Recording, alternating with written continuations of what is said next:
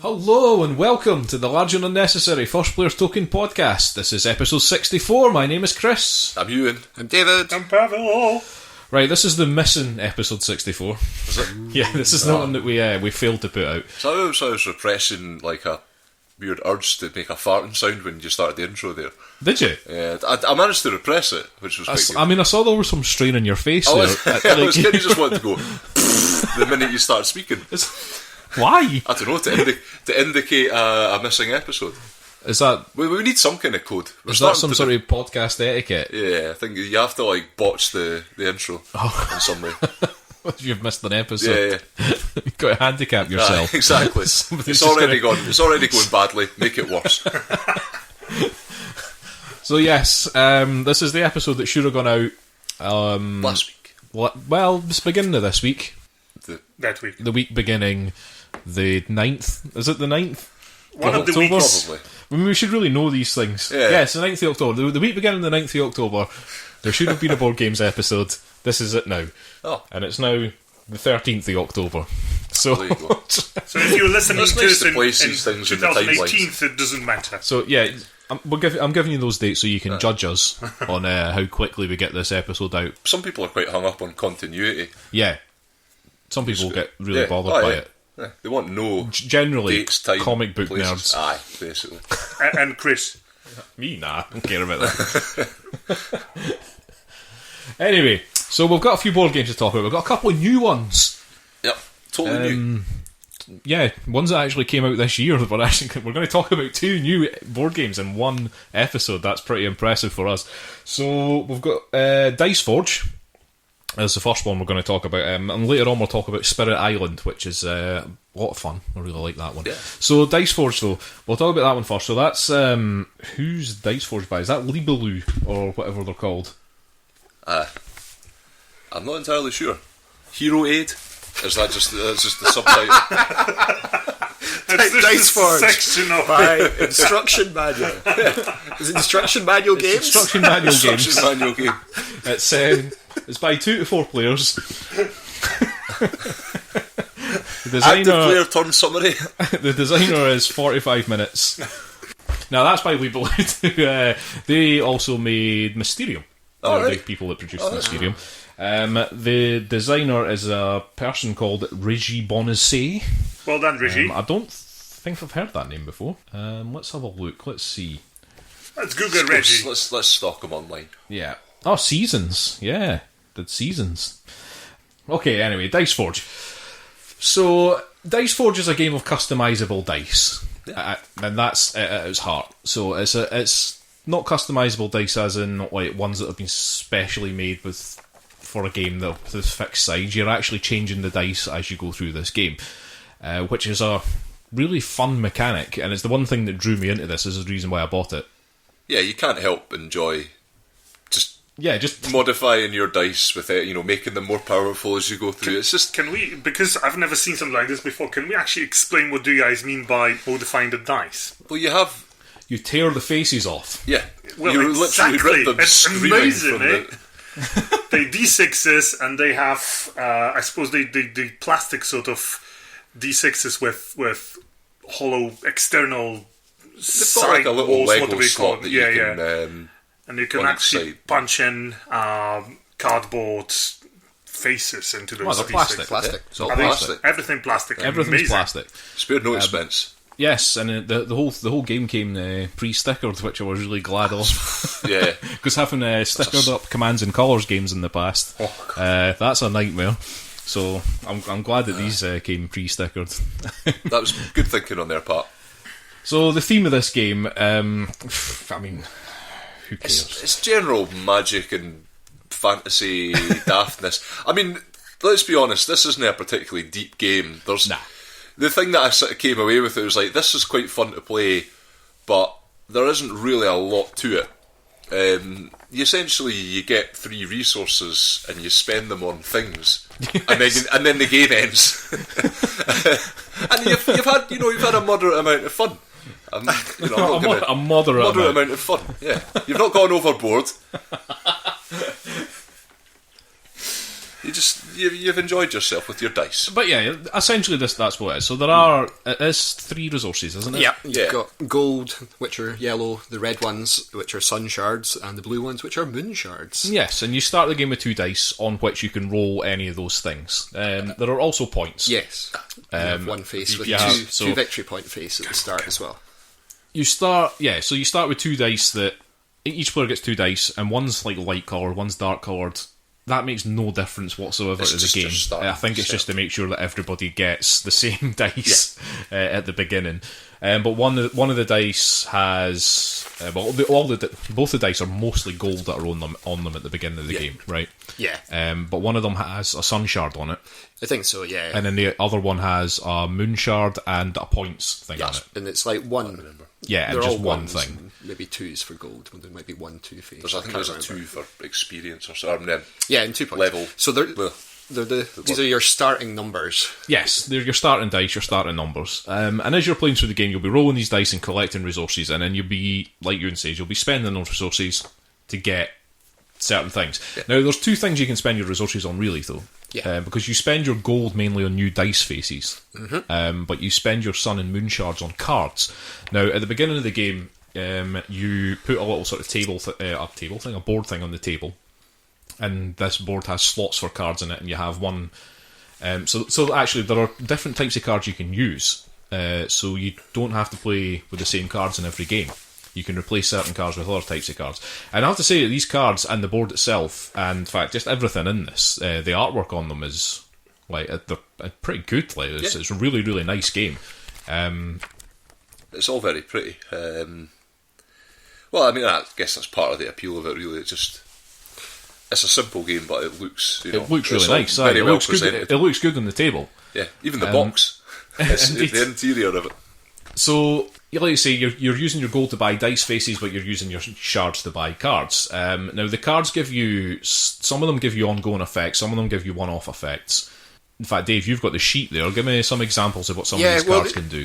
As you say, there's some that just give you like a one-off effect. Like there's one that just gives you 3 gold and 3 moon shards, and you just get that immediately. And that's one of the cheaper cards that you can buy. Yeah. There's 2 sides to the board, incidentally, which is quite interesting because there's like there's a side where you pay for them with the moon shards, the blue ones, and there's a side where you pay with the red ones.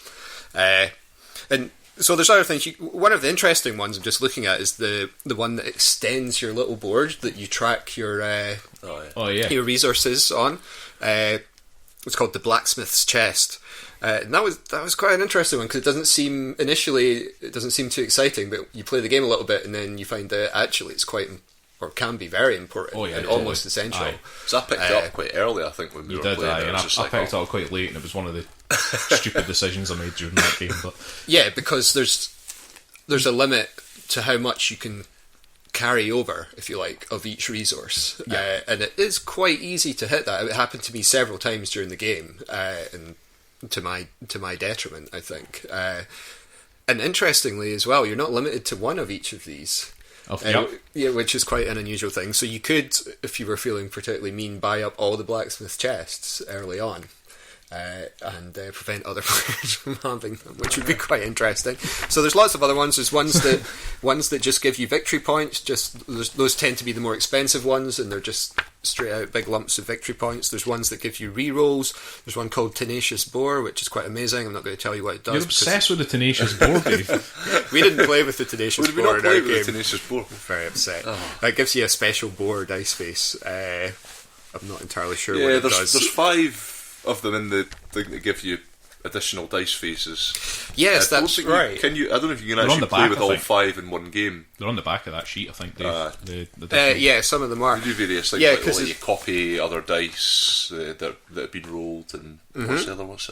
There's one, a times 3 one, which I made quite a lot of use of, which basically, because you have 2 dice, if one comes up with the times 3 face, you basically get triple of what is on the second of your dice. Yeah. Whatever that might be. And there's various other abilities and a couple of other sort of special dice face that you can get. The copy one that Euan's talking about is quite interesting. I think I did use that later on. You basically look at everyone else's dice and you can choose one of them, and basically your die is whatever's on that face. So you can get sometimes quite interesting combos can happen with the times 3 and the copy and the rerolls, and there's ones that give you options as well, and they're quite useful. Yeah. So you can choose one or the other from a series of colours, and that especially, that helps, especially when you've got too much of one thing. And so there's a lot of things going on in it. There are, and what makes it interesting for me is the 2 dice.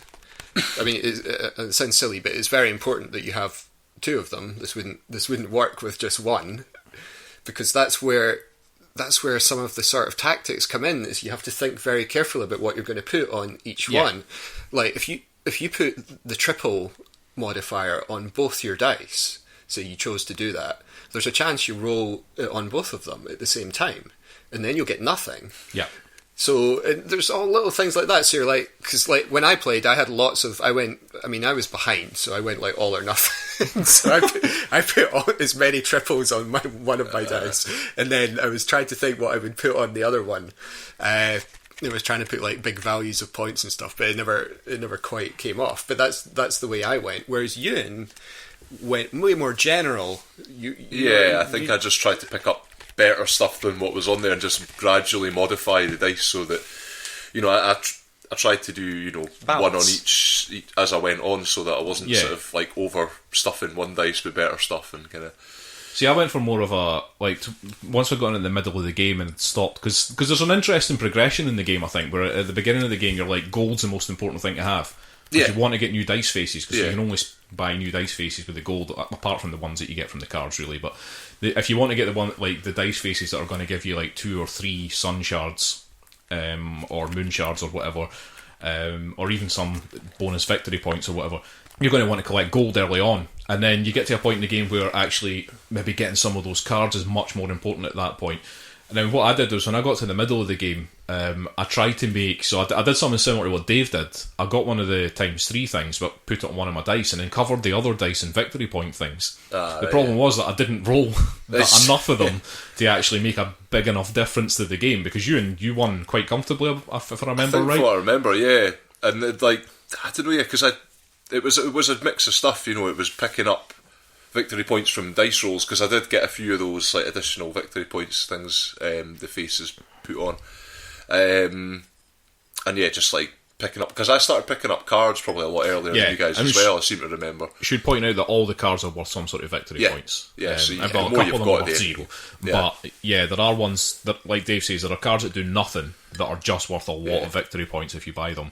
But most of the cards also have a victory point value. The ones that actually do something as well. But I was going to say, it's worth mentioning that there are limited numbers of all of these things, and that includes the dice face. The dice faces. So there's a kind of race going on as well to get some of the better dice faces. So there's ones that have like high victory points. So there's some that have like 4 victory points in a single face. There's only one of those, I believe, if I remember correctly. That's right. There seems to be like a major one for each, like, because there's like a 6 gold one which I picked up, and it was the only one that was like that.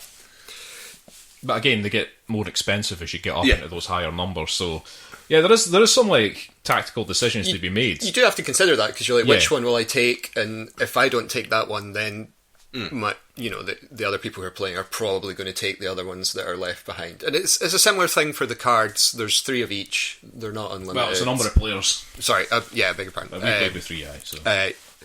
And there's a slightly curious worker placement element going on in order to purchase a card, you put your pawn on a space by that card. Yes. Although weirdly, and then you're occupying that space, and which kind of hampers other people who want to buy that card subsequently. They still can, but you get to roll your dice again and take the benefits of it. Yes, you basically push them off. Yeah, You oust them. Oust them, yeah. You oust is the word that they use. And make sure that they're correct. And it's even more Ousting odd you. because you don't just cover the card that you're buying. You sometimes cover some of the others as well. Well, because they're grouped in twos, so Twos and the threes. spot some of them has, but so the spot where you're standing you'll be going for the one card, but if someone wants the other one, they're going to have to oust you and give you your free dice roll. And that did come into play when we played it, for me anyway. There were certainly times when I wanted to buy something, or it affected what I bought with my various sun and moon shards and what have you. And there were times when I chose not to buy something because I certainly didn't want Euan to roll his dice again because he was leading by so much. But I think as well, I realised that you probably in that game you both went for high value stuff. But I just started kind of just going for whatever was there, basically. Yeah. So I'll have that. I mean, the thing is, it's a dice rolling game, right? Yeah. So there's a massive element of luck in it. Like there is. Yeah. I mean, there was a couple of times when, you're already maxed out on sun shards and you roll 4 sun shards, and it's like, well, I mean, I could have done with that 4 turns ago or whatever, but that's just the way it is. So I do think that, because we kind of did focus, or like early in the game, yes, I did pick a couple of big things up and spent all my money on those things, Right. but then not rolling them, it doesn't help. Yeah. And I think but so maybe actually doing that general thing that you did might be better, because then you're just, you might be rolling low numbers, but at least you're rolling them consistently. I think this might be my slight concern about the game. But then I think we know what you're getting into. when you look at it, you're tempted to think, oh, you can go different strategies in this game. You can go a gold strategy. You can go victory points. I'm not sure you necessarily can, but even if it is the sort of general strategy, you can still do that general strategy better than other people. And it's although this is a game of luck, it's definitely possible to play it badly. Because I did, and whenever we play these games, I generally go for some sort of rogue strategy, just in the off chance that it's the absolute way to win this game. It very rarely is. It certainly wasn't for this one. That's one of the things I like about board games, though. It is toying with the system a bit, tinkering with it, seeing if one of these stupid strategies can actually work. Yeah. And I'm like you, Dave. I quite often do that. I quite often just go for an outside strategy just to see what happens more than anything else. I don't do anything that'll ruin the game for anybody, because that's just being a dick. But that's like I say, it's one of the things I like about board games is just seeing how silly strategies work against other people. And this one's it's such a fun mechanic that you can't, you can just play it just to enjoy it. You're not going to get too worked up about who wins. And with these ones, imagine if we kept playing it and just say, for example, if I just kept winning it out of the luck of the dice, it would probably get really annoying. Yeah. But technically, that shouldn't really happen. Because just the way it is. It's pretty quick as well. That's one of my favourite things about this game, actually. It's just that it is actually pretty quick. I mean, maybe even 30 minutes once you know once you played it a few times. Took us an hour? Yeah, and that's If that. Yeah, you could play it. It didn't feel like an hour. Aye. It was. You spend probably the most time just taking the bits off your dice and putting new bits in. You do. That is probably the most time consuming element of the game. It slows the game down, actually. It does. It's quite difficult because it's you do get analysis paralysis though, because then you go, when you're sitting, you've got a dice, got 6 sides, and you go, well, which side am I taking off to put this good thing on? But it's one of the things that the way you use the system, you go round each person getting to do their thing. Also, every time it switches to the next player, everybody rolls their dice, and you get and that's how you sort of accumulate, and it's just you're just a constant dice rolling thing. There's not some other. We were quite surprised by how much you roll your dice in this game. Yeah, because I wasn't expecting every single start of every single player's turn. Well, that's not the start of every round. I suppose that's your big thing. You might as well use it. There's some dice in the name. I know, but I think but we kind of went right. You roll your dice, and then I think you went first. I think maybe, and then you did your turn, and it was really quick. It was like, I'm just going to buy that, and then it was like, all right, everybody roll their dice again. Then we're like, what? what, right now? Like, it's like, no, yeah, you just roll every time. That did throw us a bit. Yeah. But I mean, this game, I thought I was going to like it, and I did. So I'm glad I bought it. I mean, it's, like I say, there's enough tactics in it to keep it interesting, but I mean, it is a game of luck, but I mean, because of that, you need a kind of bit of luck in all games, I think, to make it fun. Well, that's what I was thinking, to make it is it all interesting. Because it's kind of a breaking down of the almost like RPG thing of like building up your character, where it's just like literally just stripping it down to you're just improving these things. Yeah. And it's got the random element built into it. But it just it makes that kind of takes that idea and breaks it down a bit. Right, Pavel's Pavel. looking disturbed. Yeah, Pavel, you're sitting there studying all the dice faces there and wondering what the hell's going on, I think. So, what are your questions? It pains me. There's physical pain when I see the word RPG essentially broken down into just character statistics. RPG is all about playing the role. So my question would be, what are you in this game, and what is it that you're actually doing thematically? Alright, sorry, do you want the story? I was a rogue. So So you were. Sorry if that didn't come across with it. I was yeah, tanking. Dave, you're always a rogue. Okay, so here's the description, Pavel. Okay, you ready? I'm ready. Heroes stand ready. The gods are offering a seat in heaven to whichever hero defeats their rivals. So, I think that's that all I enough? need. Yes, thank you very much. It's like, I'm out. your divine dice are exceptional with removable faces. Oof. Okay. Divine dice. No, they do look Well, divine. not just I must dice, say. they're divine No, dice. the definitely art and the way this whole thing has been manufactured looks exceptional. It's incredible, actually. The insert for the game, I have to say, the insert for the box and everything fits nicely into it. It's designed so that you can use it quickly and easily get everything out of the box and set the game up and put it away really quickly.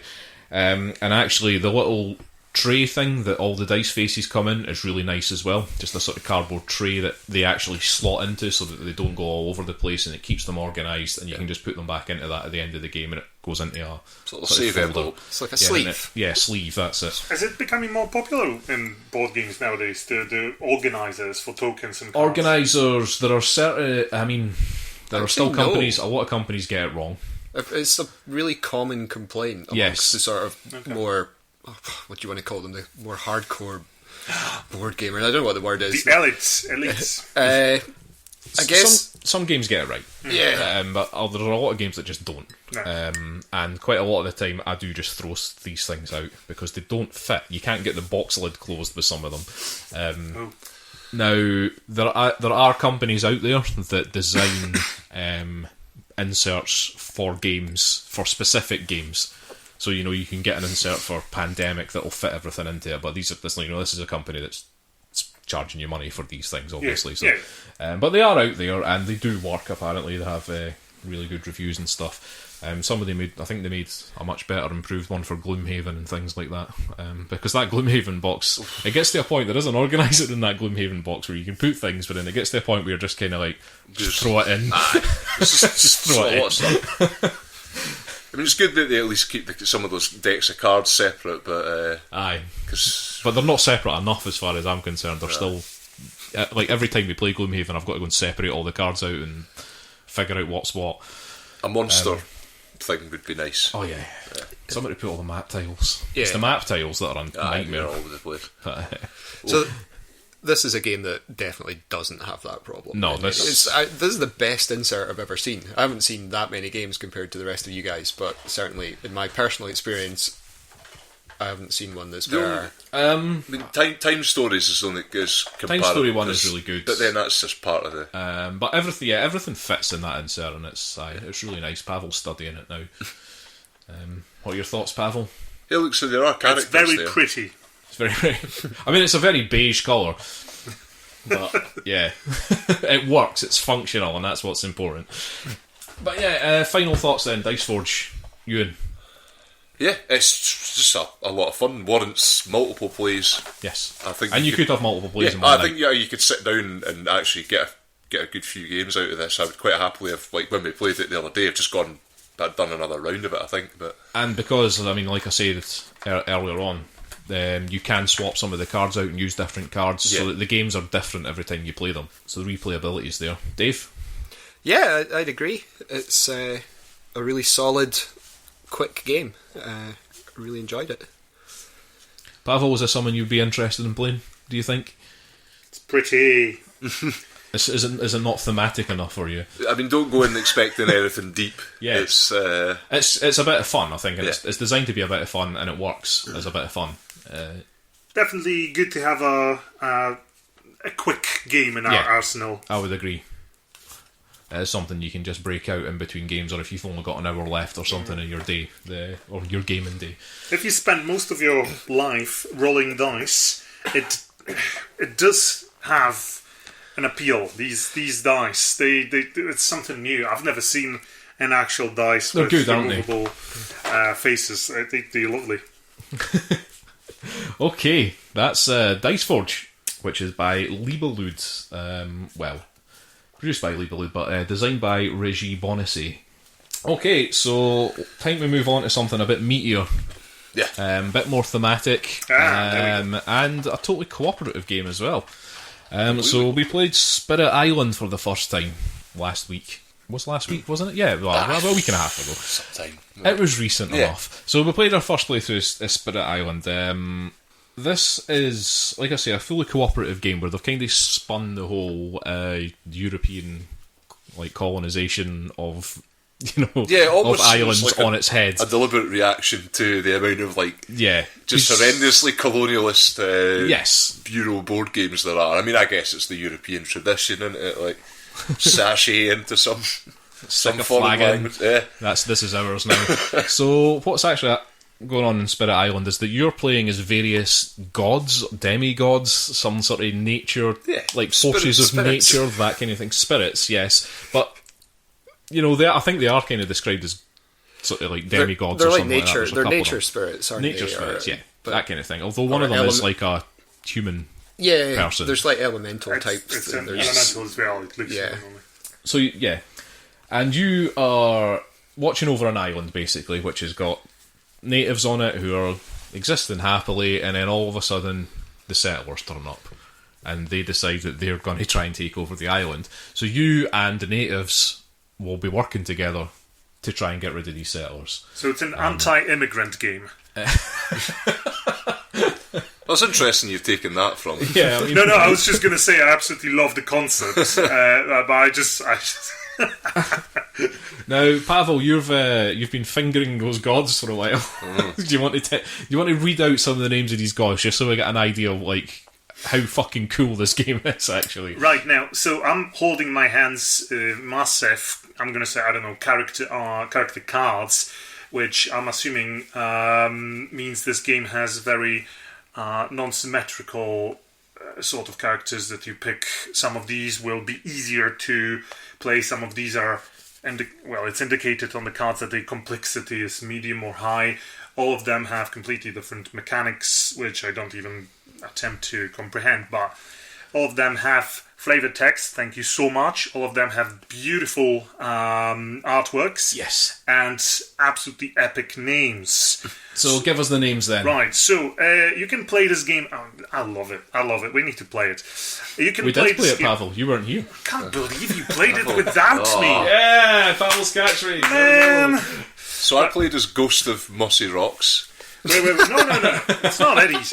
So I was the water tube thing. Yeah. Wait, Dave played wait. as Tube of Water. respect people. Those are demigods of Ireland. So you play as River Surges in Sunlight. I mean, it doesn't get better than that.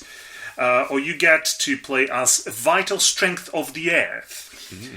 You can play as the Thunder Speaker, and that's the only sort of human-like character, although it's probably some sort of. I think she is a demigod. You can, and this is absolutely marvelous. This is essentially a lump of leaves with two glowing eyes. What's it called? It's a spread of rampart green. Amazing. Then you get the Bringer of Dreams and Nightmares. That's for the emo kids out there. You get shadows flicker like flame. Now, this is inspired. That's a cool one. You get Ocean's hungry grasp, Lighting's swift strike. So that's all the demigods. Amazing, love it. Yes, and like you say, the artwork on them is fucking incredible. So we've got, Ocean's Hungry Grasp. Is that one there you've got, Pawel? I have got River Surges in Sunlight, because Sunlight. that's now, what would you like rivers to do. try and just describe that picture?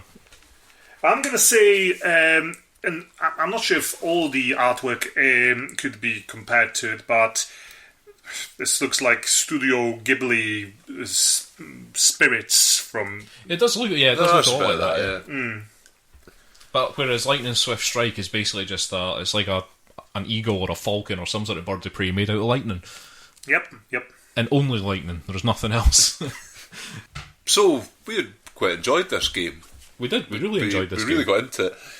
We went the least complex characters. We were all kind of just going to go for whatever. Yeah. But then we actually looked at the instructions and kind of went, yeah, maybe we should just chill out. It's more to do with the fact that the game recommends that you play your first playthrough with certain things. So you pick one of the 4 sort of low complexity spirits to play as, and it also gives you like a card for each of those spirits that tells you like here's what you should. Here's the cards you'll get when you upgrade. We'll get to that in a minute. Because there is like a power progression. Yeah, for it each. does give you a sort of a good progression, so that you're not being handicapped by anything random or anything like that, just so that you can get a feel for the game. And I actually think that was a good idea because, I don't think for new people or people that aren't experienced with these kind of games or anything that they should be thrown into something with a high complexity character and no idea what's good. They would get overwhelmed really quickly. I think it really worked really well for our first playthrough. No, I feel the same. I mean, to be honest, I think if I were to play it again, even maybe the next couple of times, I'd quite like to follow some kind of set progression for whatever character. If there's a, I think there are a set of cards for each. There's a set of cards for the low complexity one, ones. yeah. So, certainly, there's a lot of depth to this. It felt, and like the way there's like different setups for the game. It was a bit like Pandemic, where you can muck about with the difficulty of it. I got a really Pandemic feel off of this game as well. Yeah. Is it But mostly what like more a card complex? game? Or? Well, it's almost like 2 games, this, and that's why it's kind of important to play the introductory version of it, I think, because there's actually 2 things that you're learning how to do. Yeah. Or it's got the weight of 2 sort of smaller games, and half of it is that kind of firefighting mechanic that you get in games like Pandemic and others, where there's a rising threat. In this case, it's the colonists who then go on to build villages, which then become towns. So there's a few of them at the start, and they keep on coming.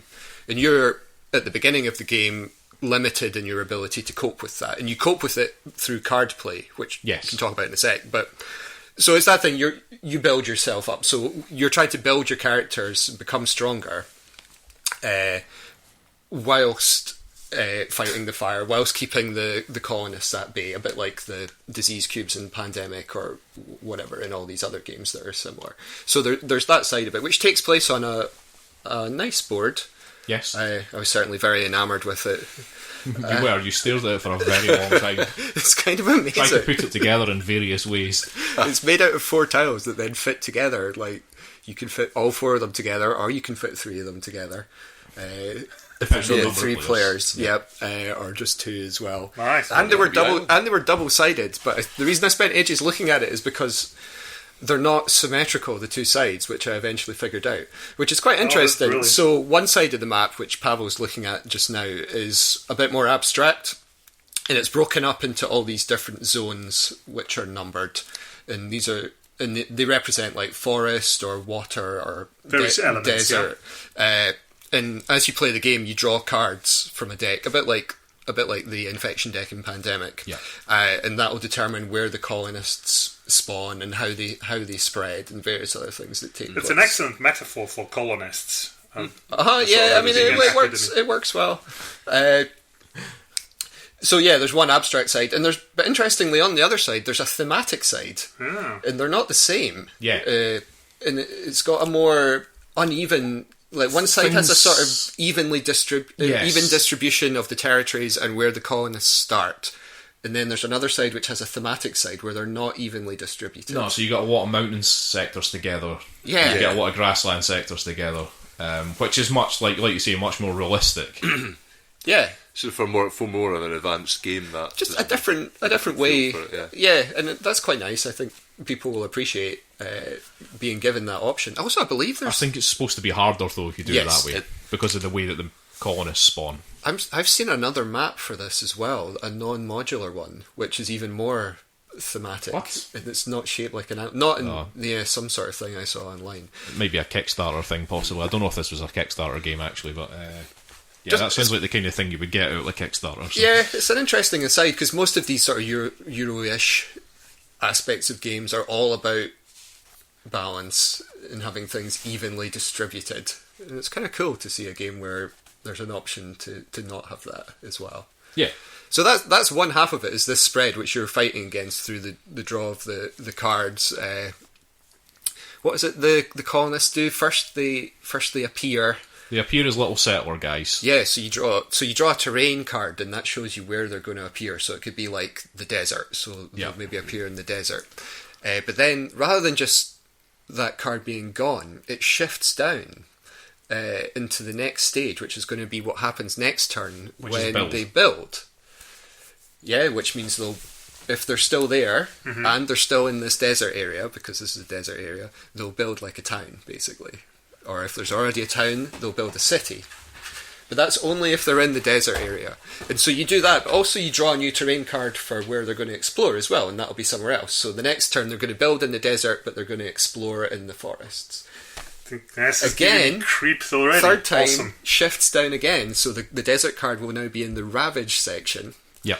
So any presence that's in the desert section will do damage to the island. So they'll attack the locals if there are any locals in that area. The little mushroom dudes, little wooden mushrooms, are kind of cool. That represent the natives, and they will also blight the land. Yes. Which is one of the They ways. attack the land, Pavel. The very land You know what? itself. I love right up. The concept of this game I love so much, and the mechanics so far sound really cool. So there's multiple things going on. You're not just fighting the spread of the settlers themselves, you also have the blight to contend with, which is one of the ways you can lose, because there's a pool of blight What's tokens. that? Blight And is essentially... if you run out of them, it's game over. So you got that to fight as well. So it's like a two... The blight is essentially like the diseases and pandemic. Yeah. That's the bit that's much like, I mean, the guys spreading out and stuff like that is a bit like pandemic, but the blight itself is that outbreaks and does all the pandemic-y stuff. Yeah. So if there's already blight in a sector, and it gets more blight, it breaks out and goes everywhere. Blight also reduces the presence of the spirits as well. Yeah. If there's spirits in areas that get blight, then, because spirits have presence, they have little presence tokens that they keep on the board. And they can do various things from those sectors, but yeah, we'll get to that, because that comes in with the card play. Yeah, and which is the other part of the game. That's how you actually tackle the invasion that's taking place, is through the play of cards. And you start with a deck of 4, I believe. Yes. Which is specific to each Specific spirit, to the spirits. Spirit. So that's one Which of the is ways really that cool. the spirits differ, is they get their own starting deck of 4. And these have powers on them. I don't know. Wait, so every spirit has got unique cards? They start with 4 unique cards, Awesome. yes. That's not the only difference between them, because as Pawel's still inspecting the boards, there are other differences on the board as well. The cards represent powers. Is that right? Like, I don't know if that's the correct term, but They are powers, yes. Yeah. Powers. Some of them are basically like attacking or doing damage things. Some of them are sort of moving. Yeah, I've got here one of the spirits, and it says here summary of powers, and I've got several different bars, longer or shorter depending on this particular spirit's. Yes. So offense seems fairly high for the river surges in sunlight. That's the spirit I'm holding. Control seems the highest. Fear and defense the lowest, and utility fairly high. So there's going to be spirits that are much more fearful. There's going to be spirits focusing on defense. This particular one is control. That's a thing in this game, and in fact, it does recommend that you play like if you're playing with some spirits, that you need to play with certain other spirits. So I played as Lightning Swift Strike, who is extremely offensive but has such low defensive abilities. So Euan played as the Earth spirit. The tank Ghost spirit. of Bossy Rocks. Yeah. You played as the and you had much more ability to actually just stop the settlers from doing things. Yeah. Whereas I was more about just building up and destroying them. Yeah. Well, I mean, the way like that you spread your influence for your spirit, and it's also how you how you level up or upgrade your spirit is. You as you place influence. Was that something that you did every turn? I'm trying to every turn you had a sort of 3-point choice, and one of the things you could do was place your little influence discs. And getting those out basically allows you to pick up more cards, and what's the other thing? Energy. Play more cards, and the energy you can spend on those cards in one turn. So like my character had quite a slow build, but it was worth getting his sort of influence discs out into areas, because if you had two, he had basically an effect where you would add 3 defence to that area, so it was worth just spreading him out and covering like as much as you could. Most of the cards as well, if they were sort of affecting a certain region, you needed to be from somewhere where you had influence. Yeah. So it kind of you'd be having to think about where you were sort of moving. Yeah, that's the first step, because you can't do anything without having your discs on the map and within range of the zones on the map that you want to affect. So the first stage is getting your influence out there on the map, which also, as you do it, you uncover the track that increases the amount of energy you get every turn and the amount of powers you're allowed to use. Yeah. So, in the way, when you actually play the powers, there are 2 types. Yeah. This is another quite interesting thing, is that there are fast powers and then there are slow powers. Yep, that's what they're called. Yep, it's well remembered. That's the terms, Dave. Fast and slow. Yeah, not like Hasty powers. Dice Forge, where it's like divine influence and all the other things for when you're rolling dice and sticking faces on them. No, this game's more straightforward, fast and slow. So the fast ones happen before the settlers get to do their stuff, and the slow ones happen after, right? Essentially, and we all choose all the players choose their fast powers. I think you're supposed to choose your slow powers as well. You do. You have to. You have to pick all the cards you're playing at the beginning. I didn't do this during the game because it was very late and I was very tired. But you are meant to choose everything ahead of time. I was a little bit. I cheated a bit. Well, no wonder we won. It's the first game. You'll know in the future, and I'll slap you about if you get it wrong. Yeah, the game is fully cooperative. Yeah, which is an interesting thing. But there's a sufficient complexity in each of the characters and their powers that is very difficult to alpha this game, I think. Yes, and that's the main thing, because that's what makes this game, well, one of the things that makes this game really good for me is the fact that you can't alpha this game at all. Because you can in Pandemic and stuff like that, you can just have one person that knows exactly what to do, and then there's no point in anybody else even playing. Yeah. Because that one person will just dictate, you should go here and do this. And the roles, I suppose, to some extent, there are different roles you can have, but what you are doing, essentially, from turn to turn, feels quite similar in terms of just putting, removing cubes. The stuff that you're actually doing in this game varies so much, and you're almost kind of like dealing with your own... Yeah. Because for myself, I didn't really stray too much from there, but I kind of spread out my influence and built up there, but it meant I was able to cover, I think, a lot of the area around there, whereas like you guys were basically dealing with your own area, and the sort of the attacks and the different powers that we were playing were so different that you're getting everybody's getting. And also once you play a power, it's discarded as well. So you can't just play the same powers every turn over and over again. So in order for someone to like alpha this game, they'd have to be some sort of savant of immense proportions, because they'd need to keep track of what everyone had in hand, the energy that they need to play their cards, and and what they and the details of all the cards as well. Yeah, because all the cards, I mean, like, well, it's not going to happen. I've got, like, because like I say, I went Lightning Swift Strike. I've got the 4 cards here that I started the game with. Just to give you an idea, like, what these kind of cards can do. So I've got one called Lightning's Boon, so I can target another spirit, and they can use up to 2 slow powers as if they were fast powers this turn. Pretty handy if you've got, like, you and I think most of your powers were slow, weren't they? Slow. So I could just totally make you fast as hell. Yeah. I was casting haste on you, as we were calling it. But then, just getting into Lightning Swift Strike thematic thing, Shatter Homesteads is one of his other powers, where he's basically just destroying towns. He only uses 2 energy to do things like that. I've got a 0 energy one that lets me push some of the colonists around the board and fight off all the colonists that are coming around. And I've got Raging Storm, so I can target an area and do 1 damage to everybody in there. And that's like the thematic side of Lightning Swift Strike, which is just that he just destroys things. And the whole thing about him, and you get tips, I like that. You get tips on the back of the board. Tells you, like, play style, here's what to do if you're playing as this character. And it's just, it basically says you need a defensive teammate if you're playing with this, which is why Euan went character he went.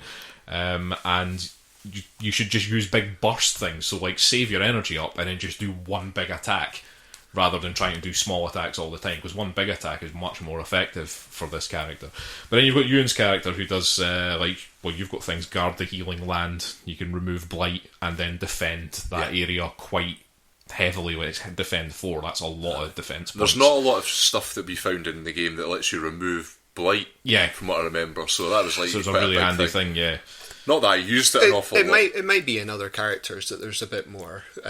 Certainly mine was able to, but not in a huge scale. I mean, he had another one here that was really this. I think he used this quite effectively a number of times. A Year of Perfect Stillness.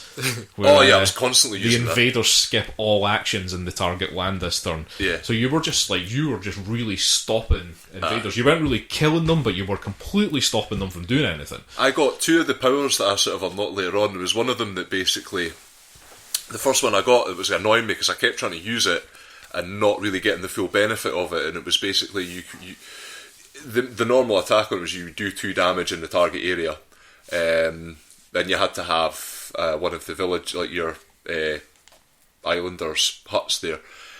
If you had 3 islanders' huts there, you would do like a stupid amount of damage and put 1 fear into the box. And another mechanic. And so I later then got another card that basically allows you to move 3 huts and push them into another. So you could effectively just move them where you want and just smash stuff. So it was like quite powerful as you moved, got later on. But the fear would never... The fear mechanic is another thing which is really useful, and it's something you should try and do. And there's some of the spirits in the game that really focus on causing as much fear. I think the Bringer of Dreams and Nightmares does that. And the fear mechanic is a good thing. There's it depends on a number of players, but if you get a certain number of fear into this, it's fear token things into a certain part of it's just... There's just tokens you collect. You move them from one part of the board to another. But you're just collecting them basically, and then you get a fear card. And that symbolises the invaders becoming much more terrified of what the hell is going on in this island with all these weird spirits that are doing all this shit. That usually lets you take some kind of effect as well. And it gives you some sort of little bonus, but it's a random thing because it's just drawn randomly from a deck. But it does give you a bonus, and doing that can really help you win the game. On top of that, once you've drawn enough fear cards, you actually change the victory condition. It changes the victory condition. This is critical to... Well, it's not critical, but it's a very interesting aspect of the game. There's 3 stages of victory conditions that you can work towards. Because you can basically burn through all of them and win it. It's just it's a victory. You've won, but you can win well before that. We did. We're in the second stage. The second stage. The first victory condition is you have to remove all settlers, villages, and cities from the island, which is very difficult to do, I would imagine, but maybe possible with the right spirits and so on. And we managed to generate enough fear that we got to the second one, which was all settlers and villages. Sorry, all cities. All cities. All towns, was it? all towns It and cities? was just cities. It's the first one it takes off. You have to remove all cities, and then the next one it's towns and cities. So there's just settlers left. Yeah. It was one stage. It was one stage easier, basically. Yeah, and that's how we won the game. Yeah. Because I think we got to a point where we kind of realised. In fact, if I remember right, I just did one really big, last turn that annihilated the entire board, and got rid of all the settlements that were there, and that was what won us the game. Yeah. And that's how the victory conditions change. Now there are other ways of playing this game as well, which we haven't even looked at yet. And it makes the game sort of more complicated and much more difficult, apparently, as well. So you can actually... I've not even opened this yet. But you can actually play against specific European civilizations. Yeah, I saw there was references to So those. you've got Britain and the Kingdom of Brandenburg, Prussia. All these things. And they change how the game works, and they change the victory conditions, all that kind of thing. So it does make it more difficult. But, I feel like... This game almost does have difficulty levels. Like, you can just come in and say, I'm going to play easy mode tonight because we just want an easier game to play. So you can change it up, and obviously you've got the things with the boards. You can flip that over and make it more difficult by doing it that way. But overall, I mean, we're kind of running out of time now, so we're probably going to have to actually get into what we liked about this game. Yeah. Which was fucking everything as far as I'm concerned. A hell of a lot, really. Euan, what really struck you about this game? Was it what you expected when I first opened this box? I didn't really know what I expected. The thing was actually weird, bizarrely, I was thinking about Dice Forge was the other way around, where it was like, I don't really know what I was expecting, but this was not it. Yeah. This one, it's... I don't know, it kind of... Yeah, I was expecting it to have slightly more Euro mechanics to it, which it didn't. It was, it was like probably more like Pandemic, but it was Pandemic where there was like a natural sort of reaction to what was going on in the game and how it, affected how you play. It felt a bit more, just natural. You're reacting to things as they happen, and then they move on, and you're a wee bit more prepared. But and we did feel like we won it quite comfortably, but we did feel challenged, I think, the whole way through. It did feel like there are brain burning moments in this. And it's like Dave says, you can't keep track of everything that's going on. You can't alpha this game. You do have to work together, though. You do have to say, can you do anything about that area? And if not, because I can, but if you can get rid of that thing, then I can get rid of this thing, and all that sort of thing. You do have to work together in this game. There's a lot of cooperation going on with it. Yeah, I would say if there was one downside to it, a downside is exactly that, is what you're talking about, is there's actually a lot of cooperation required. Yeah. And you hate that, Dave. We were a little bit tired when we played this game, or I was. It was getting on a bit. It was getting late. Night time, and sometimes you just want to play a game, and you don't want to spend like every turn saying, right, what are we going to do, guys? We've still got this thing. What you're saying is really not a downside at all. No. But right, I'm going to say something controversial. I agree with Pawel. No, but I think the downside here is that it was late. Yeah, I think that's right. No, but not everybody wants to play a game like that. But then there are cooperative games that do not require this level of interaction. It's a lot. There's a lot of chatting, and it's quite a long game, or it can be. Obviously, it depends. So, but I mean, that's like a minor quibble. It's not like it's not even a quibble. It's just an aspect of the game to be aware of. It's not like a thing that's wrong with it, because exactly like Pawel says, that could be an amazing thing where you want to. Well, yeah, I think that's one of the strong things for the game. To be honest, I actually think the interaction that you have to have with other people, because cooperative games, there's just too many of them where, like I say, the alpha thing does take over. Yeah, and I actually think that having to talk to each other and actually coming up with plans that work, I think that's like, it's a good feeling when you're playing with a team of people and you're actually coming up with stuff that, like big plans that go ahead and actually do amazing things. And because of like the differences with the characters, you kind of feel involved, like, cause you're trying to get across what you can do and how you can help each other. Yeah. Pawel. Hello. you've been staring at all these cards and stuff like that. You've had a good look through quite a lot of the contents of this game. Yeah. Is this something you want to play? Can we play today? Pawel's enamoured. Okay, so I'll take that as a yes. I love this game. I loved playing this. It was an amazing experience. I think. I want to play it again. I want to play as the same spirit. He's my favourite spirit now. Lightning Swift Strike. At some point I'm going to want to play some of the other ones, but I actually think because the introductory game kind of pushed you down a certain road and gave you certain powers and stuff, when you play the real game, it's actually random powers that you get when you upgrade, and not just the ones that are written on this card. Oh, so you take them randomly? You take them randomly. I think, but you get a choice. I think you draw, like if you take a new power, you draw 5 and pick one of them, so that you can actually do some planning. So I want to actually see how this sort of character works with the sort of more random aspect of it. But also just because I fucking loved the experience of just blowing up entire cities and stuff like that with this mad lightning bird. Just, that's the thing the game does really well. Is it's a very sort of mechanical and procedural thing, but despite that, it manages to be very thematic. Yes, and it feels like what it's meant to be, because you're doing these big spirit, you're doing these big earth spirit or water spirit things, and that comes through when you play it.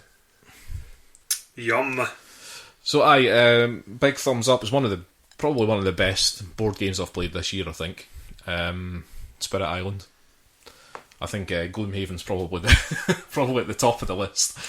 But Spirit Island, I would say, takes a good second place for me so far this year. Yeah. Well, despite being quite a long game, it's somehow more immediate than try to sit down and play Gloomhaven. Yeah, that's become a problem for us lately. But somebody had a kid. Oh. Anyway, right, we're going to have to wrap the episode up there. So that is Spirit Island. That is designed by R. Eric Rouse, and it is published by Greater Than Games under their Fabled Nexus brand. I don't know why. They seem to have like weird branding, Greater Than Games now. They just have different, that's one of those brand games. I don't know what they're doing, but yeah, that's what they do these days.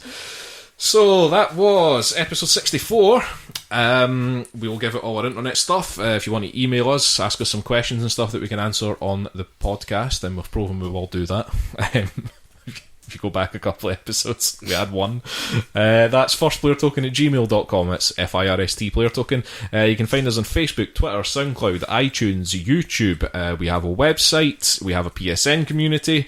Just search for First Player Token or the Large and Unnecessary First Player Token. The only exception to that is that the Twitter is @1ST Player Token. Once Player Token, of course. Thank you, Euan. We have a Discord if you want to come and join us on there. That's discord.me/First Player Token. My Twitch username is Unnecessary Chris if you want to come and watch me playing some games, and me and Dave are still playing Starbound. And when Pawel gets his arse in gear, we'll play some Wild 8 again. Oh yeah, with pleasure. And we are part of the Podnose Network. UK's leading entertainment Podnose Network. Podcast network. Podcast. So if you want to go and check out podnose.com, you will find have a wander down the podcast. Yes, a library of podcasts that you can listen to that are on all sorts of topics. So that's episode 64. We'll be back, in a few days' time with a video games episode, but until then, thanks for listening. Bye. Bye. Bye. Bye.